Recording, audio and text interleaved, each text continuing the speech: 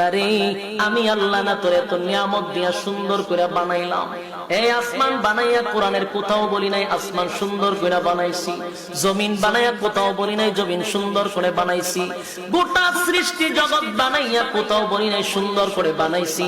কিন্তু মানুষ রে, তুই 3.5 হাত তোরে বানাইয়া কোরআনে একটা নয় দুইটা নয় 4টা কসম করে বলছি তোরে সুন্দর করে বানাইছি।